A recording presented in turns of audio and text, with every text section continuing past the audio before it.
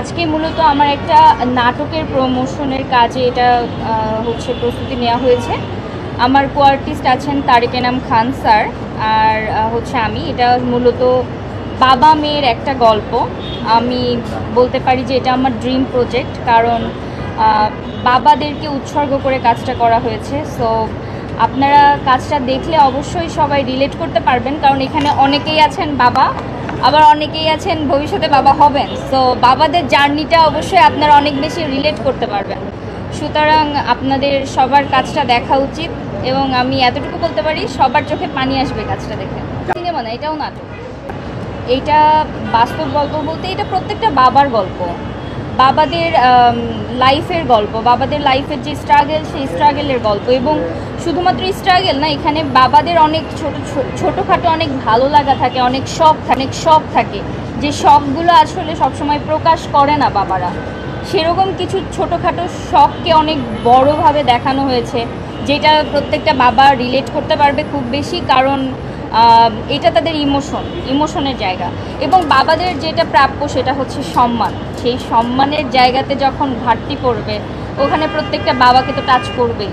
So আমি এই জায়গাতে কনফিডেন্ট যে বাবাদের এই কাজটা অনেক বেশি টাচ করবে। এই বাবার কাজটা করা মূলত আমার বাবার জন্যই, মানে আব্বুর জন্যই। আব্বু লাস্ট 1 বছর ধরে অসুস্থ, হার্টের পেশেন্ট। সো আব্বুর হার্টে অলরেডি 3টা রিং পরানো, এবং ওপেন হার্ট সার্জারি হবে। এটার জন্য আব্বু প্রায় 1 বছর ধরে মানে বাসায় এরকম দৌড়াদৌড়ি করছে আব্বুকে নিয়ে। সো ফাইনালি আমার মাথায় আসলো যে আমি কেননা যেহেতু কাজ করছি, আব্বুকে আমি একটা কাজ উপহার দিই, বাবার স্ট্রাগল নিয়ে আমি একটা গল্প মানুষকে দেখাই, যে সেই জায়গা থেকেই কাজটা করা। এখানে আমার বাবা, শুধু আমার বাবা না, প্রত্যেকটা বাবার সাথে এই গল্প এই জন্য রিলেট করবে, কারণ এখানে যেই জিনিসগুলো দেখানো হয়েছে সেইগুলো আমার বাস্তব জীবনের অনেক অভিজ্ঞতা থেকে নেওয়া, প্রত্যেকের বাস্তব জীবনের অভিজ্ঞতা থেকে নেওয়া। এবং এই কাজটার যে এই গল্পটা মূলত ভেবেছেন আমাদের আর্থিক সচিব ভাইয়া, এবং খুব ইউনিক একটা আইডিয়া। গল্প তো এখন রিভিল করা যাবে না, 15 তারিখ কাজটা আসবে, তো কাজটা দেখতে হবে। এতটুকু। গল্পের নাম কি? বাবার শেষ দিন। বাবার শেষ দিন কেন? মানে এটা তো অন্য নামও হতে পারে, এই নামটা আসার কারণ এইটা বলা যাবে না, এটাই টেস্ট। বাবার শেষ দিন কেন, এটা জানতে হলে আপনাদের নাটকটা দেখতে হবে। এই বাবার শেষ দিন, এই কথাটার মধ্যে অনেক অনেক অনেক কিছু লুকিয়ে আছে।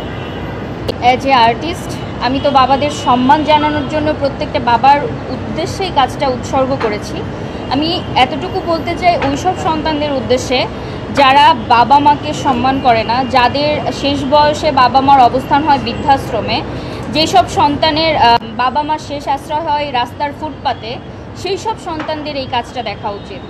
আপনারা এই কাজটা দেখলে বুঝতে পারবেন যে বাবারা কোন জায়গা ডিজার্ভ করে। ঠিক আছে, আপনারা যেই সন্তানগুলা বাবা মাকে শেষ বয়সে উপহার দেন বৃদ্ধাশ্রম, আপনারা যেই সন্তানগুলা বাবা মাকে শেষ বয়সে উপহার দেন ফুটপাত কিংবা রাস্তায় ভিক্ষা করে জীবিকা নির্বাহ করা, তাদের এই কাজটা আরও বেশি করে দেখা উচিত। আমি আপনাদের রিকোয়েস্ট করবো, আপনারা প্লিজ দেখবেন।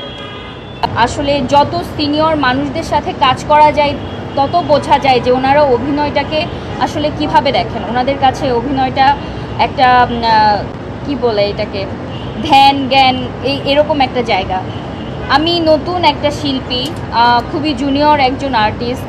আমার সাথে যখন উনি কাজ করেছেন, আমি সেটে যাওয়ার আগে ভাবছিলাম যে আসলে কিভাবে কাজ করব, স্ক্রিন শেয়ার করব ফার্স্ট টাইম, আমার নার্ভাসনেস কাজ করবে কিনা, আমার অ্যাক্টিংয়ে ভাটা পড়বে কিনা।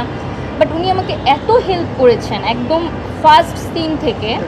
আমার কাছে মনে হচ্ছে আমি আমার বাবার সাথেই অ্যাক্টিং করছি। এবং প্রত্যেকটা সিনে যাওয়ার আগে আমরা মেকআপ রুমে রিহার্সেল করতাম। আমি বলতাম, বাবা এটা কিভাবে করব একটু বলেন।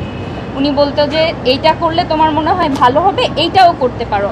এরপরে আরেকটা অপশন দিতেন, সেটা হচ্ছে তোমার যেটা ভালো মনে হয় তুমি সেটা করো। ওনাকে থ্যাংক ইউ দিয়ে শেষ করতে পারবো না। আমি শুধু এতটুকুই বলতে চাই যে এটা আমার কাছে অনেক বড় একটা পাওয়া, যে আমি তারেক এনাম স্যারের মতো গুণী একজন অভিনেতার সাথে কাজ করার সুযোগ পেয়েছি।